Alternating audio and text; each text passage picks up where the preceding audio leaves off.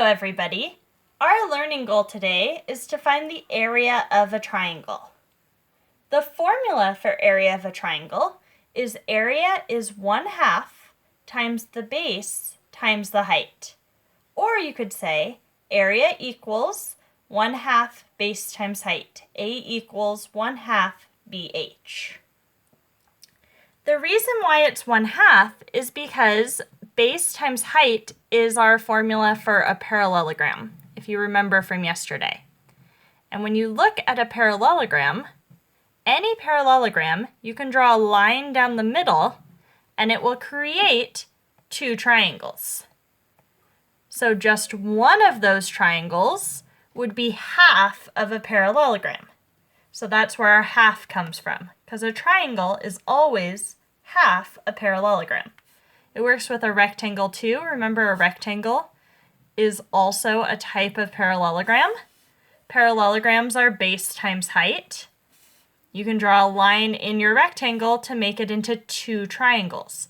So then one triangle is half the rectangle, so that's where the half comes in our formula. Now in these triangles, base and height always meet at a right angle, just like in a parallelogram. Because, like I said, the triangle is really just half of the parallelogram. So we could have a triangle like this, where you have to draw the height. That's kind of like this triangle up here with this parallelogram. If I drew the height of the parallelogram, that would also be the height of this triangle. Or you can have it like this, which is kind of like half a rectangle. You could draw your other half of the rectangle here. And in that situation, our height and our base are like this, because in a rectangle, we have our height and our base are our sides there. Now, when you do this, in order to determine what is the height, what is the base, you can always just look for that right angle, just like we did with a parallelogram. The right angle should connect the height and the base. So here's our right angle. It's touching this line and this line. So this is our height, this is our base. Here's our right angle. It's touching this line and this line. So here's our height, this line. Here's our base, this line. Let's look at two examples. So in both of these, we're trying to find the area. So if we look at this first triangle, where you first have to determine which of these numbers are the height, which one is the base, and which ones are extra information. So to figure that out, you look for your right angle. Here's my right angle, and it is touching this line and this line, which means those are the numbers I'm actually going to use. These other ones are extra information. This is the height, going through the middle of the triangle, and this is the base, down at the bottom of the triangle. Area is area equals 1/2 times the height times the base. So we plug that in. We have 1/2. For height, I'm plugging in 12. For base, I'm plugging in 21. Now, you'll notice I switched the H and the B. That doesn't matter. The order that you put things in doesn't matter. I'll show you the other way too. We could also say area equals 1/2 times base times height.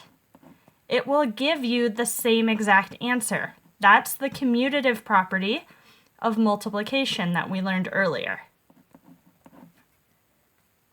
So when you're doing this, what's important is that you're multiplying 1/2 the height and the base, or 1/2 the base and the height. It doesn't matter which order you do that in, as long as you're multiplying those three things. Either way, when you multiply, you will wind up with 126. So the area of this triangle is 126. Let's look at this other triangle over here. Okay, looking here, again, first you have to figure out what's the height, what's the base, what's extra information. So here is our right angle. It is touching this line and this line, so these are the numbers I'm going to use. So this is my height, and this is my base. Now, because it doesn't matter what order you multiply in, like we just showed over here, it really doesn't matter if you call this height and this base or this height and this base. It will give you the same answer because you can change the order and it's not really going to change your answer. What's important is that this is extra information. It's not touching that right angle, so we don't actually need that number. So now I have area equals 1/2 base times height, or you could do it the other way, 1/2 height times base. The order does not matter. I'm going to plug things in.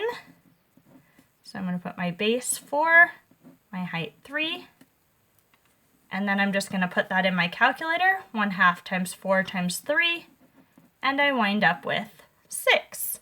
So the area of this triangle is 6. When you're trying your homework tonight, be sure that you remember to put the 1/2.